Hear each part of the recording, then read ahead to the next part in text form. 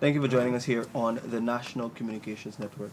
Recently, we saw the very tragic collapsing of the Stabroek wharf, and to have a discussion on all that has transpired within the Georgetown jurisdiction, I have with me 5 councillors of the Mayor and City Council. Starting on my immediate right, I have with me Patricia Chase Green. I have on her right, Mr. Alfonso Diarmos. On his right, Mr. Stephen Jacobs, Mr. Don Singh, and Mr. Rudolph Dial. Thank you so much for spending some time to have this discussion with me. Thank you. So, we all know what transpired today. And some people may be wondering, first of all, how did the situation even get this bad?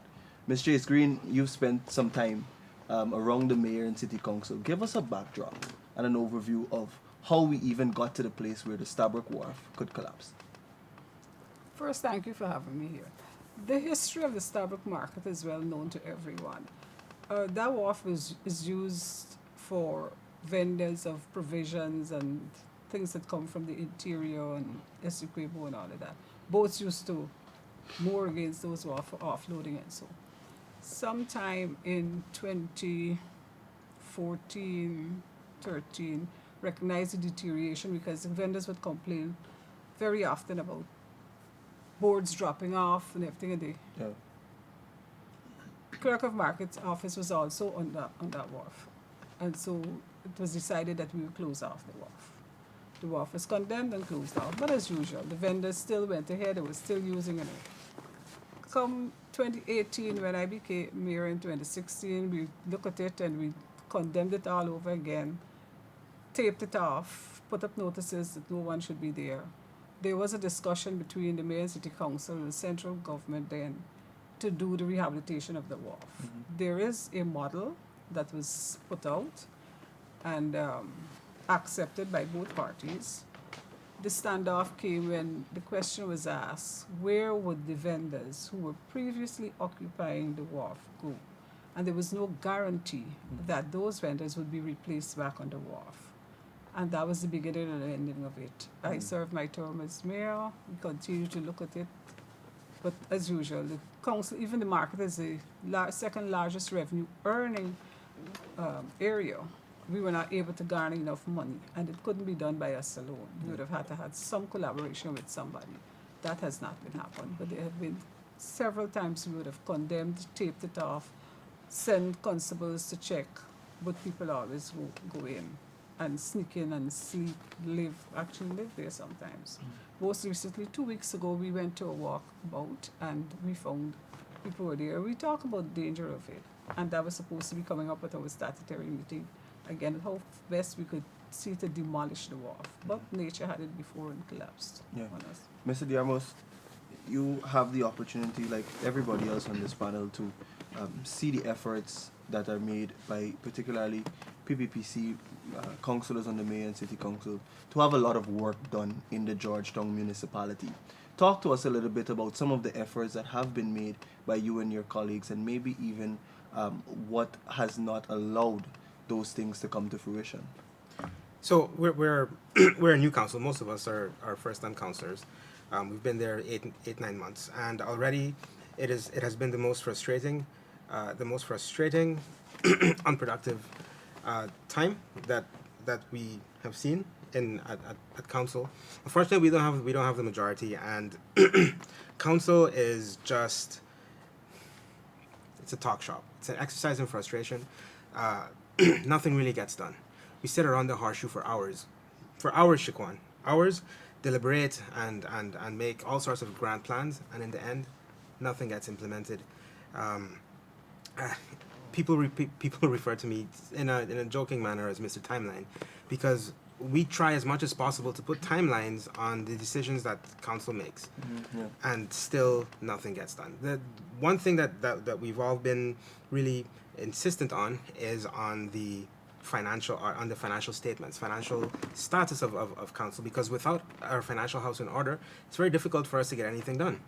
Right, and over the last 20 years, council has only submitted financial statements for 6 of those years. Right, there's no asset register. No financial audits have been completed.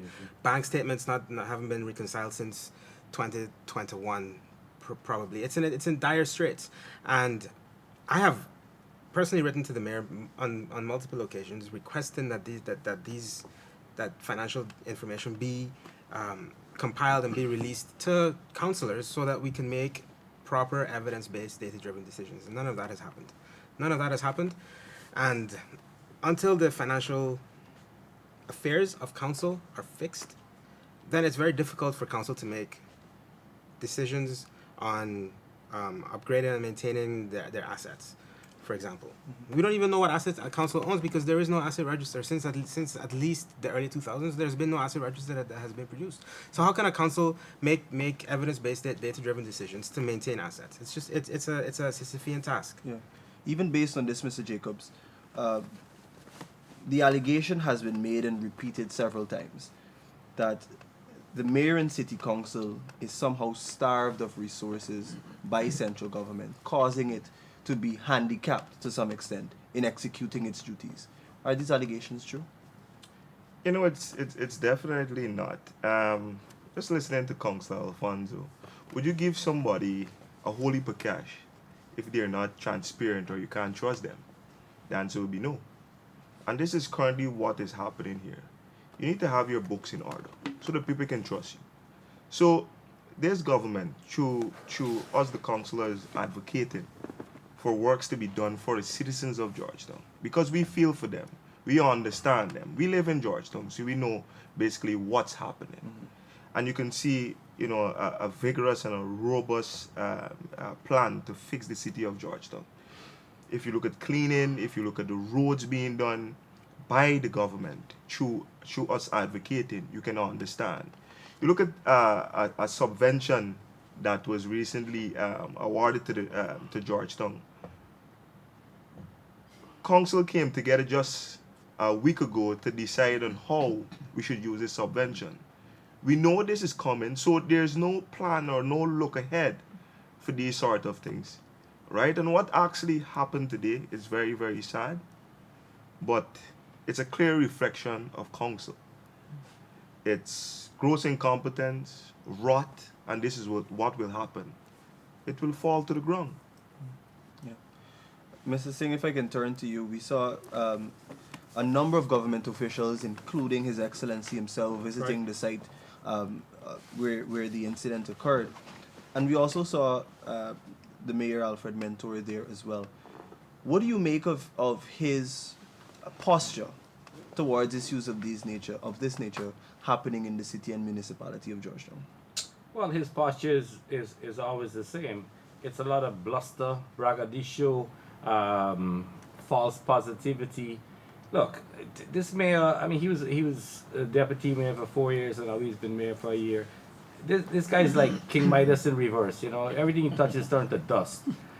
It's ridiculous he's not focused on what he's supposed to do, in my opinion, and getting the job done, or you know, putting on his blinkers and says, okay, step 1, step 2, step 3, step 4, let's get these things done. He has what he calls an action plan. Well, I don't know if it's an action figure plan because nothing gets done, nothing moves. I mean, we're stuck at the position there. I mean, and they're the other PNC councils, they sit around there and they do nothing.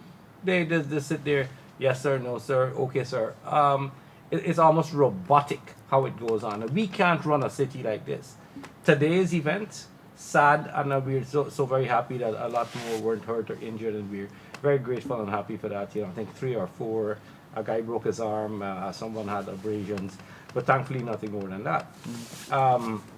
His Excellency was about to go to a cabinet meeting. I think he quickly left that and came down there. I'll tell you something about President Ali. I mean, staying away from Mr. Mentor for a second. President Ali is a man with a big heart. If you come within his compass, you will feel that energy, that aura, that radiance that comes out for him. I mean, he met and spoke to the vendors and talked to them, and they were reassured that something is going to be done. We're actually going to get help. The people who sell in the markets, even in the bazaar outside, you know, Mr. Mentor, the mayor, walks straight by them because they don't know him, and they don't have no clue who he is. And so I was telling them, you know, they come and says, oh, well, we need help. I said, did you talk to the mayor? They're like, The mayor was here. We didn't even know this. So he is channeled within his own area, perhaps, of where what he wants to do, and perhaps on a personal level, as we've seen with the land on Carifest Avenue, how anti-development he was about that, and I don't know if that situation is resolved. So this guy doesn't come with positivity. Mr. Mentor doesn't come there with a purpose, and or if he has a purpose, it's for his own benefit, because that is not transferred, or we don't get the idea that this is where Georgetown is going to go. This is where we want it to go, and I need your help to get it to that place. So if we just in purgatory, we 11 PPC councillors, we do our best. We go appeal to our ministries, to our ministers, for our constituencies, for help in the entire Georgetown, and I think we've been quite successful in that. As you can see, I'm a bit disheveled. We were on the wharf this morning from, I think, whatever time it happened, 10:15, 10:30. Within 5-10 minutes, we heard, we all rushed down there because we're concerned. We care. We actually care about the citizenry of Georgetown, the constituencies, and helping people as part of the One Guyana plan that President Ali is so often quoted about. We've all bought into that plan, and that's where we're going. Mr. Dial, the question that may be on every Guyanese's mind, and particularly the residents, vendors, and regular users of the Stabroek Market vicinity, what is the solution? How do we go forward? Can you speak in any way to what the ideas have been, the thoughts have been regarding the solution to this matter? So, since this morning, when this matter occurred, our councillors, ministers, and even the president was on the site, as you know. Following that, there was a meeting among the ministers and the engineers. Presently, as we're speaking here, we have workers operating on the wharf there, trying to clean the debris away. Still hoping that, we wouldn't find anyone under there. But the way forward is that definitely, as Don just said and all the other councillors would have mentioned, the president, once the citizen of this country is affected in any way, he would not spare any effort to make sure that their livelihood is put back in place and everything is okay for them. So I can guarantee you, I wouldn't say much on what would happen there, but I know there's a plan. Yeah. It would, reveal itself as we go on. But what I'm sure about is that President Ali is going to make sure that that market is fixed, and the livelihood of our Guyanese people would not be affected for a long period. I could tell you that. Yeah. Our closing remarks as we wrap up our program, Mr. Singh, your thoughts moving forward for the Mayor and City Council on not just this issue but all of the issues happening in Georgetown.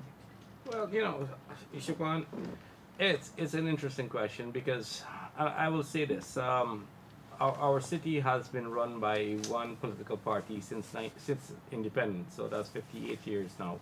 And we have seen where it's gotten to. The PNC's policies and direction are always flawed. There's never a longer term plan. There's never a bigger picture of where things should be or where we're going, a 2-year, 4-year, 6-year plan.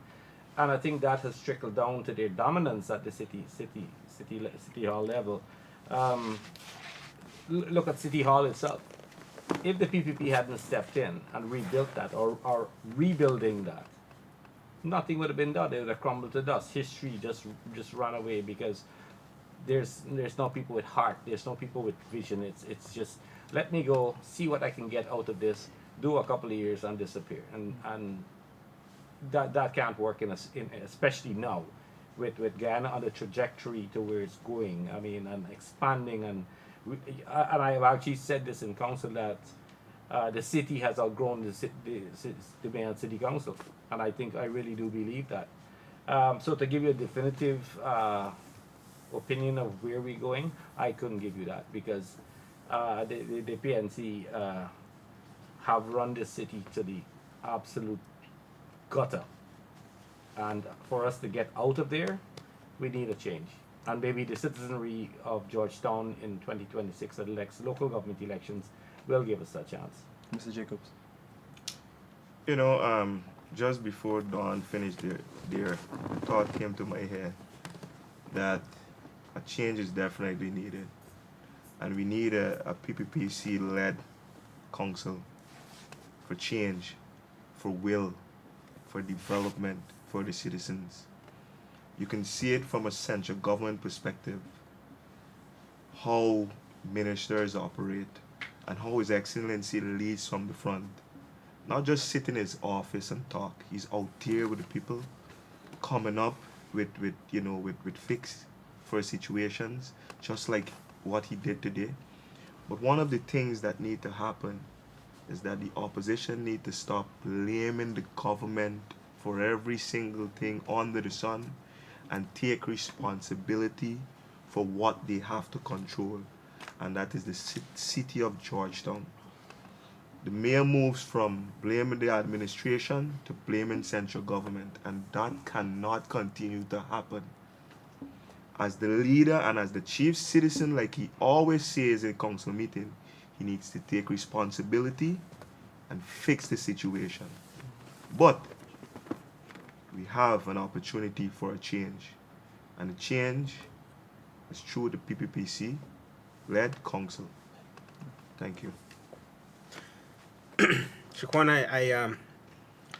I want to again emphasize how wrong the narrative that the central government, the narrative that the central government is targeting or is stymieing the work of the city council because it's run by the PNC. That is nonsense. It's a cop-out. It's a way for incompetent, visionless politicians to move the blame from themselves and put it elsewhere, right?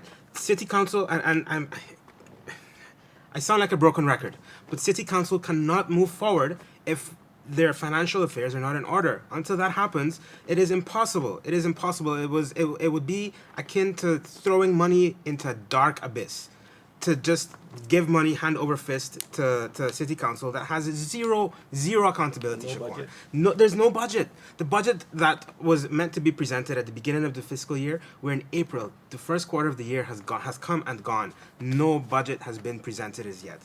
I mean, just take a walk down to the Stone Depot at Princess Street, and you'll see city assets rotten, decaying, covered in bush, covered in weeds, and these are things that council, that the city needs or would have needed for its upkeep, right? There is zero vision. There's zero vision, and it's all about moving blame, as Councillor Jacobs said, and we're harping on this because this is the reality of what we find in City Hall, in City Council. There is no accountability there. Nobody, and the buck stops with council and with the chief councillor, the mayor, right? Until we get our financial house in order, nothing can happen with the city. Nothing, and there is there's a sloth. There's no one is motivated to get this in order. Is it because they're worried about what an audit will uncover? We don't know. But until that happens, the city is going to remain stagnant. It's going to continue to decay. It's going to continue to rot. And that is why I'm so happy that our PPP government the central government has seen what is going on and has decided to step in and to work with councillors who are willing to work for the enhancement, for the betterment of the city, and for the lives of our residents, to make things better. But until the city gets its affairs in order, it's akin to throwing money into an abyss. Ms. Green, your final remarks. My final remarks. After having spent this year will be my 30th year in this council, I've never seen the council as it is. It's at its worst. It's worse than in the gutters. It's gone. And until we don't have a change, and I hope in 2026 we get that change, that there is a PPP-led council, that we can have changes in the city of Georgetown. As my councillor would have said, you go to council meeting, you become frustrated because as long as something is put forward of anything that is positive by a PPP councillor, it is shut down. And I can say even my period in the last council on the U-Bridge, anytime I get up to make a proposal for something to do, it was shut down. It is always about them and their own personalities and who they want, who they think they can help. It is not about the citizens. And until they can't focus on making sure every single citizen is comfortable. We've been calling for a meeting to deal with vendors because you're aware that we've been having a lot of mandamuses for vending in front of offices. The mayor has refused to hold that meeting. Since last year, we would have asked that he hold a meeting with vendors in general. He has not done so. As my colleague said, he walked through the market and the vendors don't even know him. And so we don't want a picture-up mayor. We want a mayor with action. If you look back to the records between 2016 and 2019, there were lots of works being done. All they had to do was to continue on that work. But because the work was done by a particular mayor, they want to show that we don't have to follow the pattern. But the work of the council is continuous. And so therefore, you need to bring that positivity. Anybody going around Stabroek Market, we just come from there. We just returned back there again this afternoon. It's crowded. The reason for the fire service moving from there, because it's the vendors. Because if in a case of emergency, the fire service couldn't come through the street. And so therefore, the need to sit and the plan for the city. Professor Akbar can plan for Georgetown 2000-2010. There was lots of proposals there. None was taken on board, none. And if we look back at all of those proposals that were done, even by the University of Ghana students, there are lots of changes that can be done. That doesn't need money. It doesn't need lots of money. My colleague spoke about the City Hall building. That City Hall building had to go through a process of the National Trust because it's a national building, National Heritage Building. And it took a lot of years for us to get them to understand and to bring in consultants to do assessment of it and so. All of that took time. Eventually it reached the stage that said, yes, the foundation is good. You need National Trust said you couldn't move a board and put a concrete. You has to do it back the same way it is because it is recorded in the UN of Heritage Buildings. Stabroek Market, the proposal is that regardless of what you want to do with a wharf, the front of the market should remain as is because it's our historical point. And everybody knows that. So whatever is being done to Stabroek Market, and I hope when the wharf is being done, there's, as I said, there's a model before. And if you want to put, because there was also that proposal to put a second tier to the Stabroek Market without touching the front. So that history still remains, because you all are aware of the history of the Stabroek Market and the wharf where the slaves were ready to. And even to the tarmac that is so now crowded with vendors, that was supposed to be a sacred spot that you shouldn't be using, but it's all crowded out. What I like to do is appeal to the vendors that during this period of time when we're trying to clean up the rubble and so that they cooperate with us. It will cause them some inconvenience, but in the long run, they will benefit from it. We're getting some rejection from people who don't want to move because it was sudden. We didn't get a warning that it was going to collapse today, so we couldn't give notice. So if they could just cooperate, we're looking for the cooperation of every single citizen, every single vendor, because there are a lot of big vehicles going through, big trucks, by sea, boats by sea, the barge and all of that. Whatever's going to happen, it will need the cooperation of every single vendor out there. Yeah. And so I appeal and ask them to help us. Councillors, I want to thank you so much for spending the last few minutes having this discussion with me, and I wish you all the best in your endeavors at the Mayor and City Council. Thank you guys so much. Thank you. Thank you for having us. You've heard from the Mayor and City Council councillors of the Georgetown MNCC discussing and deliberating very extensively on the matters happening at the Georgetown Mayor and City Council. Stay with us here on NCN as we continue to bring you more updates on this issue. My name is Shaquan Gill, and I'm saying goodbye for now.